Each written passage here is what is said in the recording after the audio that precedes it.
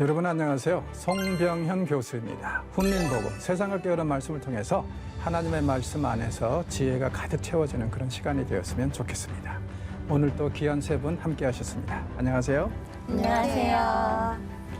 자, 지난주에는 우리가 에스겔이 유체 이탈 경험을 통해서 예루살렘으로 가서 거기서 일어나는, 성전에서 일어나는 이 사건들을 네 가지를 봤어요. 자, 이것이 실제로 있었던 일이라고 우리가 생각하는 것은 뭐냐면 거기에 야샤나라는 사람도 등장하고 했잖아요. 구체적인 이름이거든요. 그리고 열왕기에 보면 이 사람들이 어떤 일을 했는지가 다 기록이 돼 있어요. 왜냐하면 에스겔이 만약에 환상으로 봤는데 그 사람들이 이렇게 했다고 얘기하면 그건 큰일이잖아요. 사실 아닐 수도 있으니까. 그렇죠. 그래서 이제 실제로 있었던 일로 그렇게 묘사를 하는 거 보니까 이건 유체 이탈이다. 그렇게 이제 생각을 하는 겁니다. 자, 네 가지를 통해서 총체적인 타락을 묘사함으로 인해서 하나님은 이 백성에 대한 심판을 더 이상 딜레이할 수 없다는 정당성을 우리에게 보여주셨단 말이에요.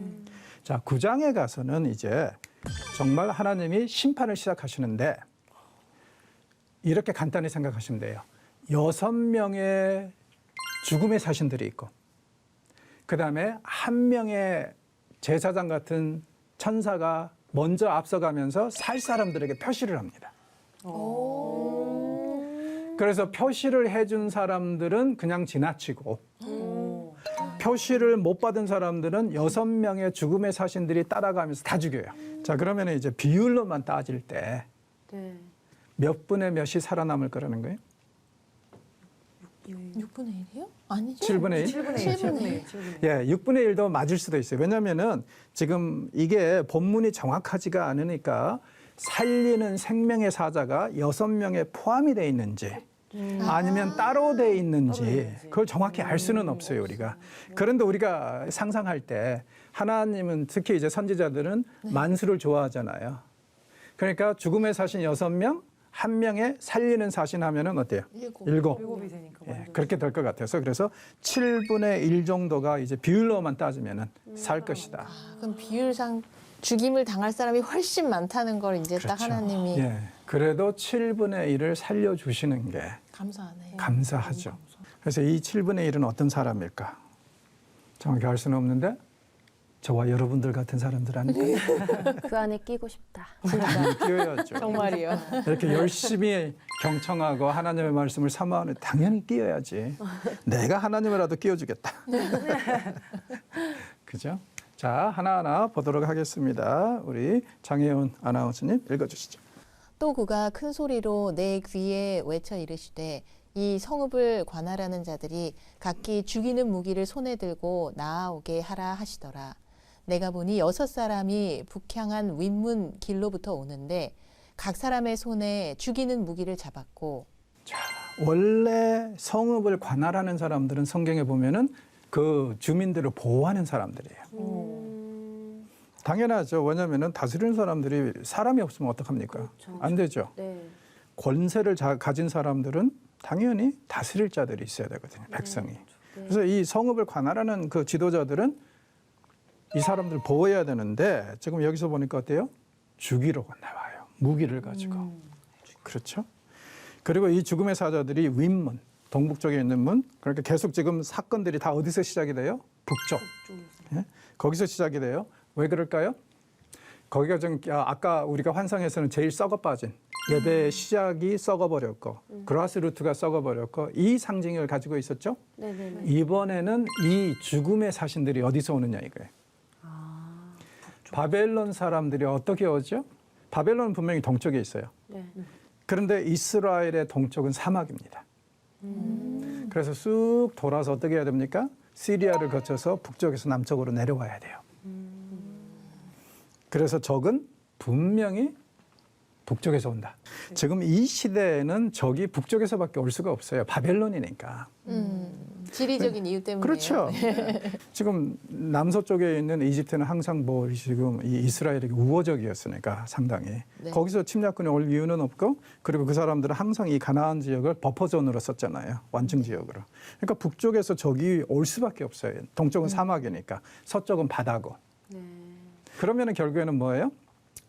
여기서 말하는 죽음의 사신 6명은 누구예요? 그럼 여기 무기를 든 그 사람 6명이에요? 예, 6명들이 누굽니까? 바벨론이라는 거죠. 아. 그렇죠? 바벨론. 그래서 이 사람들이 쉽게 말해서 몽둥이를 들고 하나님의 백성을 하나님의 명령에 따라서 패는 그런 죽음의 사신들이 되는 거예요. 그 중에 한 사람은 가는배 옷을 입고 허리에 서기관의 먹그릇을 찼더라. 그들이 들어와서 놋제단 곁에 서더라.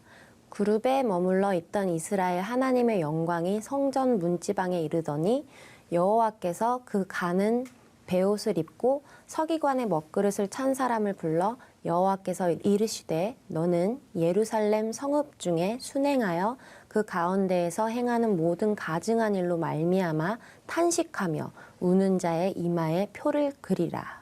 자, 가는 베옷을 입은 사람, 제사장의 모습이죠. 네. 예.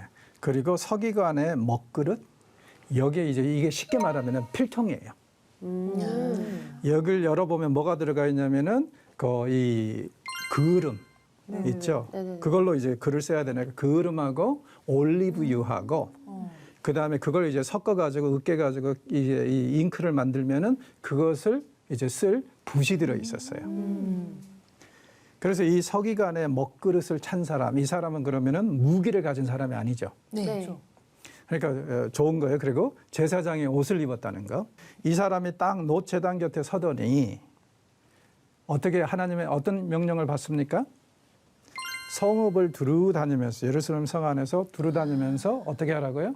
그 붓으로 이마에 표를 하고 다니는 거군요. 그렇죠. 아, 그래서 그 붓을 차고 있어야 되는군요. 물론 이제 상징적이겠죠. 네네. 왜냐하면 이 사람은 아마 무한정 나오는 잉크를 가지고 있었을 거예요.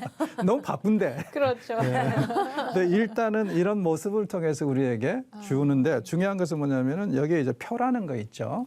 히브리어 알파벳으로 타브라고 돼 있는데 네. 이 타브가 오늘날은 음악 악보 대가리 같아요. 근데 옛날 고대 히브리어에서는요 가위표였어요. 네. 그러니까 이마에 다니면서 가위표를 치는 거예요.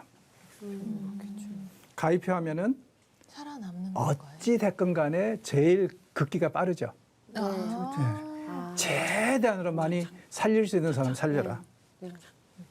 그래서 가위표를 그리고 막 이렇게 다니면은 가위표를 못 받은 사람들만 죽음의 사신들이 6명이 뒤따라가면서 죽이는 겁니다. 그 가위표 받고 싶네요. 이미 받으셨습니다. 그래서 이제 이렇게 명령하시면서 살릴 사람들은 살려라. 그러니까 우리가 하나님의 심판이 임하는 거에 대해서 두려워할 필요가 없는 게 왜 그렇다고요? 하나님은 분명히 심판받을 자들하고 심판 안 받을 자들, 신실한 자들을 구분하신다는 거죠. 네. 그러니까 우리가 심판을 두려워할 필요는 전혀 없어요. 우리가 하나님 안에 거하고 예수님이 우리 안에 거하면은요, 다른 사람들, 옆 사람은 죽어나갈지 몰라도 우리는 괜찮거든요. 하나님은 분명히 심판을 하실 때 구분하시는 분이니까. 네. 그렇죠? 그러니까 너무 두려워할 필요는 없고, 자, 구원에 이르는 사람들 보십시오. 어떤 사람들입니까? 성읍 중에 거하면서 이 사람들도 약하고 힘드니까 뭘 할 수는 없어요. 그런데 상황을 보면서 어때요? 이 모든 가증한 일로 말미암아 탄식하고 울어요. 우리가 이러면 안 되는데, 우리가 이러면 안 되는데, 이 백성은 지금 잘못 가고 있는데. 그러면서 운다는 것은 뭐겠어요? 하나님은 우리를 용서해 주시고, 우리가 지금 너무 하나님 앞에 큰 죄를 저지르고 있는데 정말 우리를 용서해 주시고 조금 더 참아 주십시오 하면서 기도하는 사람들 아니겠어요? 네. 그렇죠. 그러니까 이 사람들이 뭐 어떻게 영향력이 있어서 뭐 사회를 인도하고 그런 사람들이 아니라 평범한 사람들. 네네. 힘은 없지만 분별력은 있어서 우리가 이러면 안 되는데 해서 이 상황에 대해서 너무 마음 아파하고 괴로워하면서 이들을 위해서 기도하는 사람들. 한성님 읽어주시죠. 그들에 대하여 내 귀에 이르시되 너희는 그를 따라 성읍 중에 다니며 불쌍히 여기지 말며 긍휼을 베풀지 말고 쳐서 늙은 자와 젊은 자와 처녀와 어린이와 여자를 다 죽이되 이마에 표 있는 자에게는 가까이 하지 말라.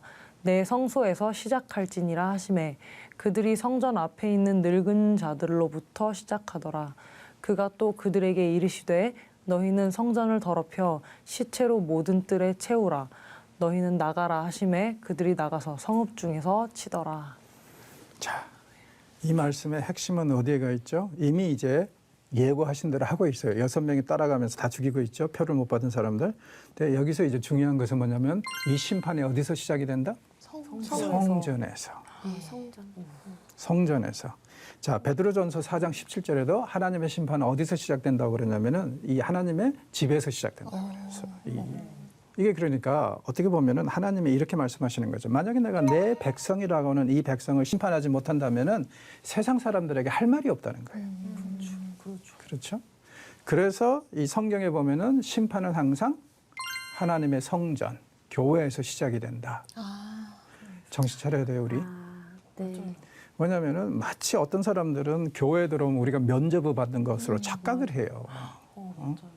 그리고 그런 식으로 가르치고 그래서 심지어 어떤 사람들은 뭐라 그러냐면 죽어도 교회 와서 죽으라고 그러죠.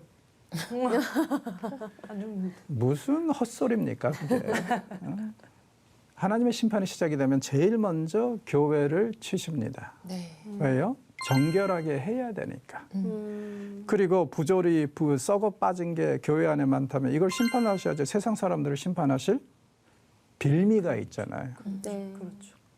그러니까 오늘날 우리 한국교회 이렇게 혼란스럽고 시끄럽고 한 것도 우리가 좀 마음속에 새겨야 됩니다. 지금 어떤 상황인지. 네. 하나님이 심판 안 하시니까 마치 우리를 다 용서하시고 다 그런 거 아니에요. 이렇게 혼란스럽고 어렵다면요, 왠지 다른 뜻도 있지 않을까 한번 살펴볼 필요가 있습니다. 네. 그렇죠? 자, 그래서 여기서 지금 하나님이 온갖 이해가 잘 안 되죠. 가장 거룩한 공간을 어때요? 제사장들의 시체로 가득 채운다. 그래서 저는 조심해야 돼요. 특별히 여러분들보다. 왜 그럴까요? 성경이 그러잖아요. 지도자들은 어떻다? 선생들은 더 혹독하게 심판을 받는다. 그래서 아무나 책임을 선생 또- 되지 말라. 그렇죠. 네.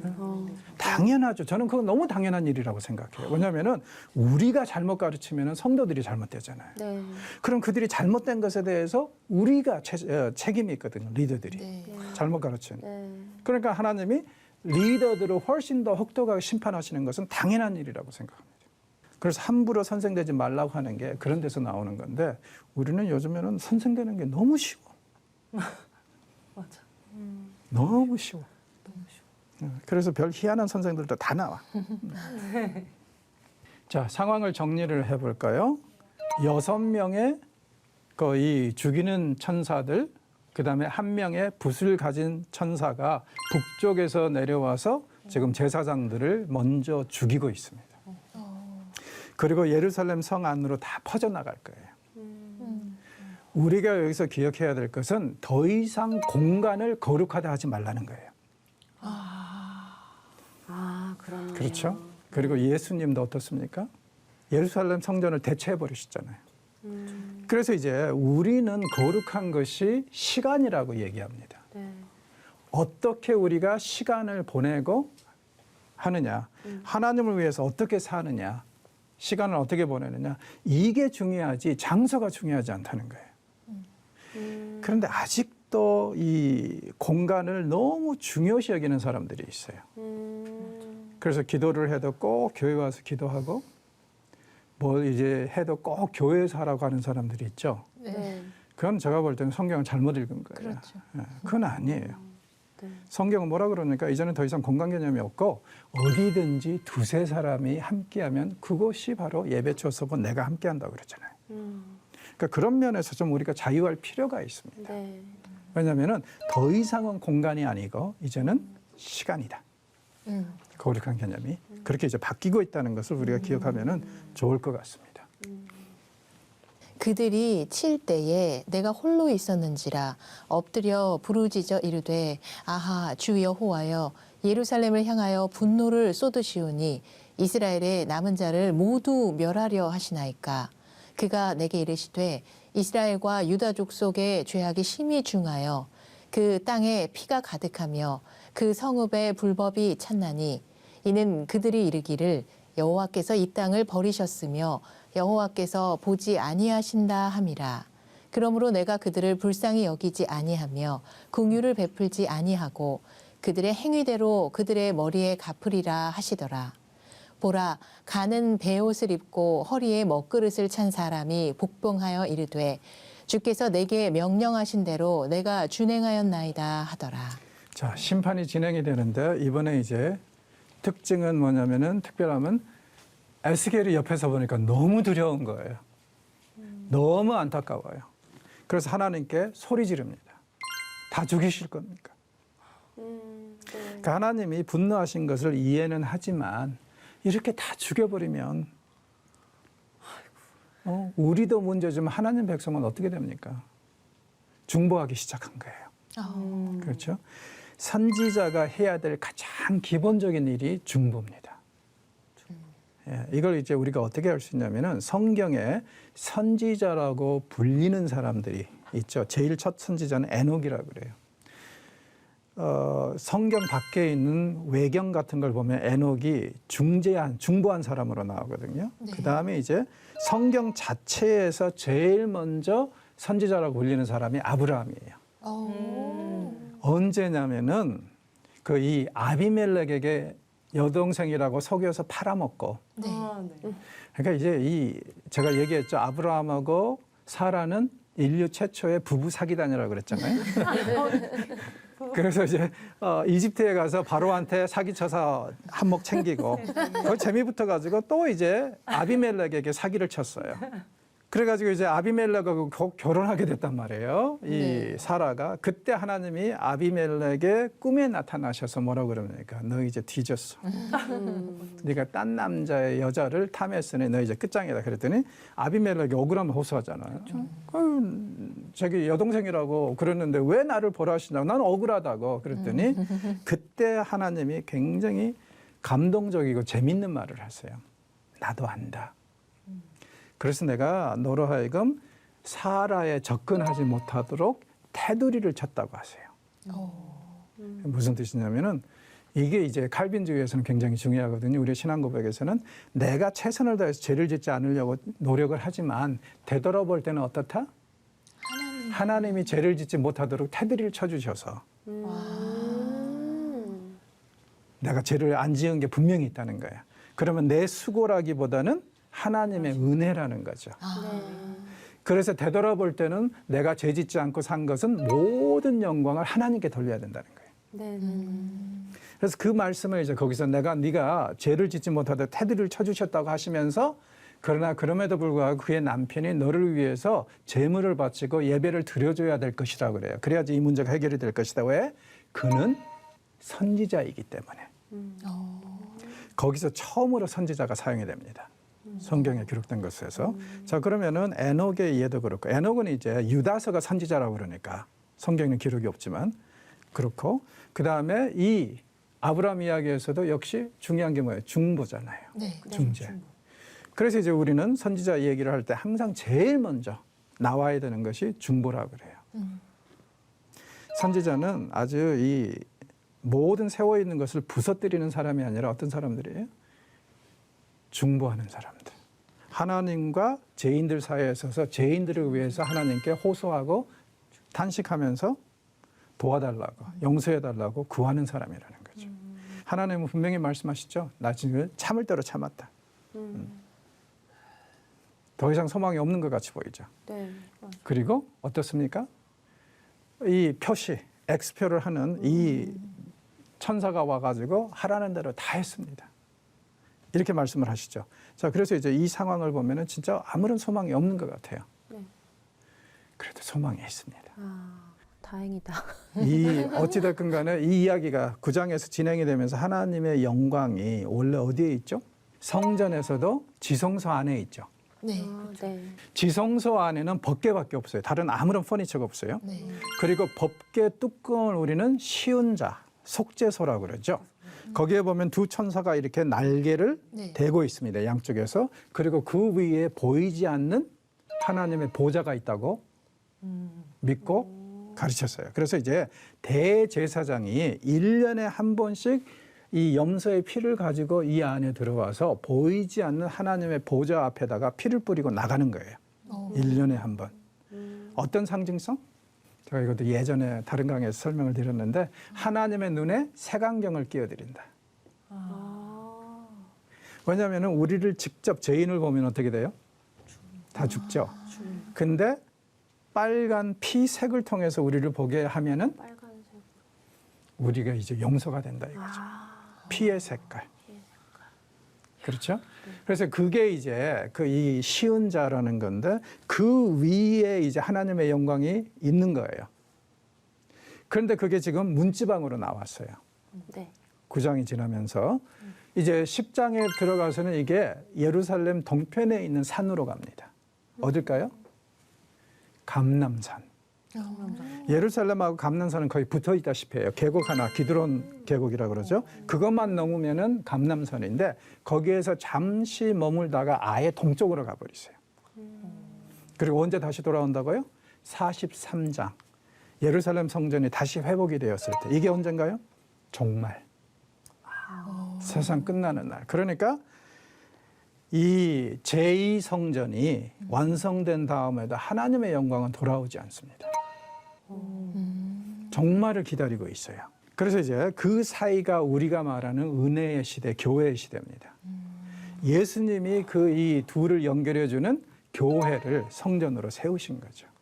그래서 우리가 바로 하나님의 성전이 됐죠. 우리 각 개인이 성전이 됐고 또 우리가 속한 공동체가 성전이라고 그러죠. 그게 이제 언제까지 지속이 된다? 종말까지. 그리고 종말에 가면은 예루살렘 성전이 다시 회복이 될 것이다. 이것이 상징적인 언어인지 아니면 실제로 있을 일인지는 기다려봐야죠. 요즘도 막 종말이 오고 있다. 그리고 전염병도 돌고 있고 그러잖아요. 실제적으로. 예, 어제보다는 더 가까워졌죠. 네, 정말은. 그렇죠. 그러니까 너무 좀 두렵기는 하네요. 두려워할 필요 없다니까요. 왜? 하나님의 그 이 은혜 안에서 이런 심판을 받을 이유가 없기 때문에. 그렇죠? 그래서 전혀 걱정할 필요가 없어요. 네. 그래서 그런 거 걱정하실 필요 없고 우리는 그냥 편안하게 신앙생활 하시면은. 그리고 이제 성경에 보면 자꾸 나오는 말씀이 그 말이거든요. 믿음의 반대말이 뭘까요? 예수님이 자꾸 이 말씀을 하세요. 두려움이랍니다. 믿음의 반대말이에요. 두려움. 그러니까 두려워하지 말라고 자꾸 하시는 이유가 뭐냐면 믿음의 반대가 두려움이기 때문에. 그래서 아무것도 두려워하지 마세요. 그냥 두려울 것 같으면 이렇게 노래하세요. 내일 일은 난 몰라라. 하루하루 살아라. 네. 아멘. 오늘 이 순간에 헌신하게 살면 우리가 미래를 두려워할 필요는 전혀 없는 것 같습니다. 네. 자, 지금까지 이제 9장까지를 정리해 보면은 하나님의 심판이 꼭 임한다. 더 이상 어떻게 이 딜레이 할 필요는 할 수는 없다. 그러면서 이제 다음에 우리가 만날 때 이렇게 보게 되는 10장은요. 그 이 영광이 성전을 완전히 떠나버리는. 그래서 이제 학자들은 10장을 이카봇이라고 합니다. 예, 하나님의 영광이 없다는 뜻에서 이게 어디서 나오냐면 사무엘서에 보면은 전쟁에 이제 법궤가 가가지고 빼앗겼을 때 그 충격을 받아서 며느리가 애를 낳으면서 죽는데 아들을 낳았는데 그 며느리가 이 아들의 이름을 그렇게 지어줘요. 이카봇. 하나님의 영광이 이스라엘을 떠나버렸다.